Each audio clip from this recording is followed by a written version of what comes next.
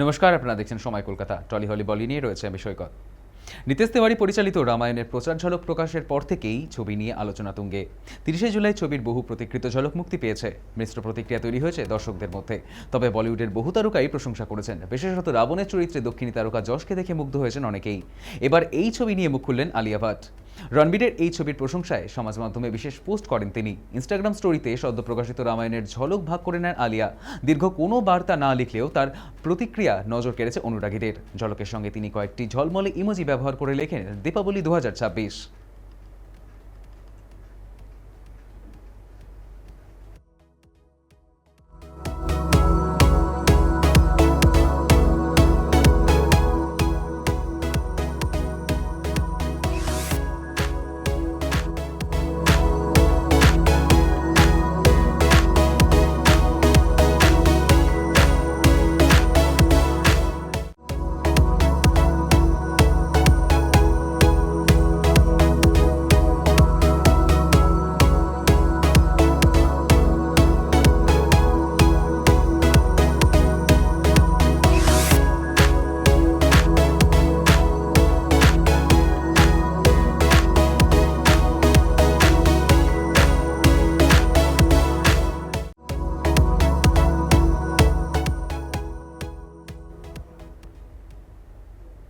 সীতা কৈকেয়ী পরনে designer blouse, তার সঙ্গে রং মিলান্তি শাড়ি, তা আবার এক প্লেট করে পরা।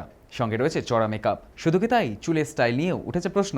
নিতেশ তিওয়ারির রামায়ণ ছবির ট্রেলারে সীতা কৈকেয়ীর সাজ দেখে তাজ্জব নেট পাড়া। এই ছবিতে রামের চরিত্রে রণবীর কাপুর, সীতা সাই পল্লবী, কৈকেয়ী চরিত্রে অভিনয় করেছেন লারা দত্ত, সুপর্ণাখা চরিত্রে রকুলপ্রীত সিং, রাজা রাবণের চরিত্রে যশ।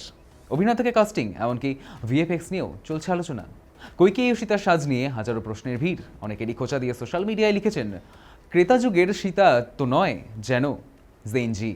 কেউ কেউ আবার সীতা ও কৈকেয়ীর সাজকে একতা কাপুরের সিরিয়াল সাজসজ্জার সঙ্গে তুলনা করেছেন।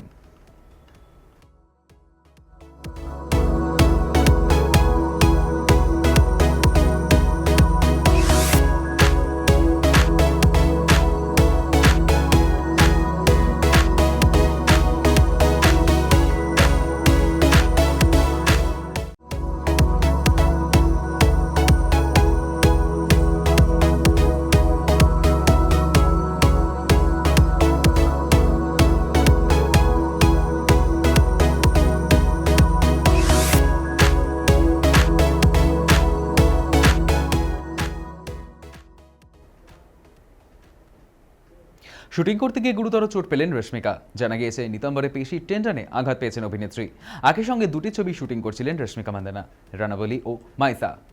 তিনি চোট পাওয়ার দুটি ছবির শুটিং শিডিউল কেটে গিয়েছে বলে জানা যাচ্ছে। সেই সময় একটি নাচের দৃশ্যে শুটিং চলছিল। দুর্ঘটনাবশত পড়ে গিয়ে রশ্মিকার চোট লাগে। ইউনিটের সদস্যরা তাকে দ্রুত নিকটবর্তী হাসপাতালে নিয়ে যান। বিশেষজ্ঞদের ধারণা, জোড়া ছবির সেটে অত্যন্ত শ্রমসাধ্য অ্যাকশন দৃশ্য ও নাচের দৃশ্যগুলি তোলা হচ্ছিল। সেই কারণে এমন গুরুতর আঘাত লেগেছে রশ্মিকার। পুরোপুরি বিশ্রামের পাশাপাশি শুটিংয়ে ফেরার আগে শারীরিক শক্তি ও চলাফেরার স্বাভাবিক সক্ষমতা পুনরুদ্ধারের জন্য রশ্মিকাকে নির্দিষ্ট কর্মসূচি ও পরামর্শ দেওয়া হয়েছে।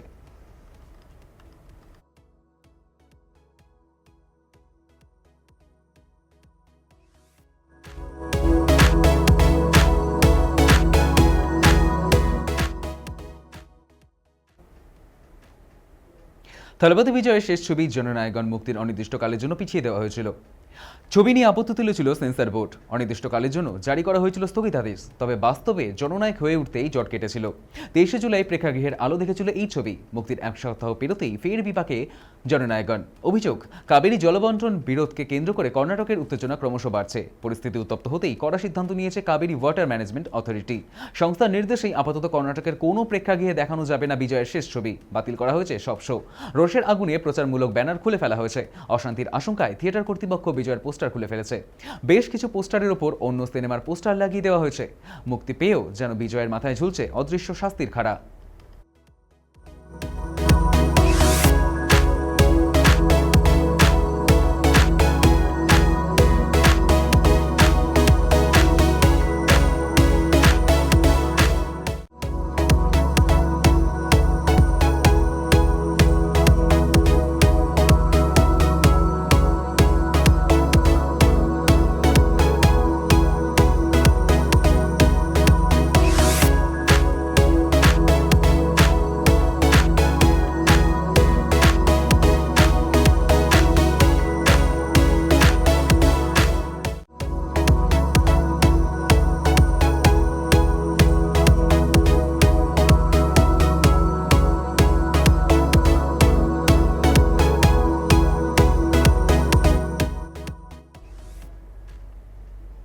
বেশ কিছু মাস হলো শুরু হয়েছে রাজ চক্রবর্তী প্রযোজিত ধারাবাহিক প্রতিজ্ঞা।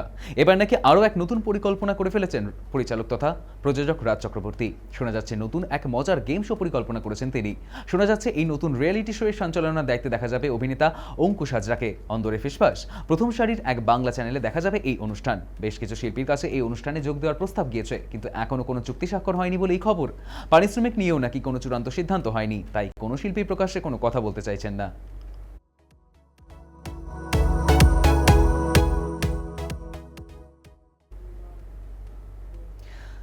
টলি হলি বলি এখনকার মতো এই পর্যন্তই। দেখতে থাকুন সময় কলকাতা। সময় বলবে সময়ের কথা।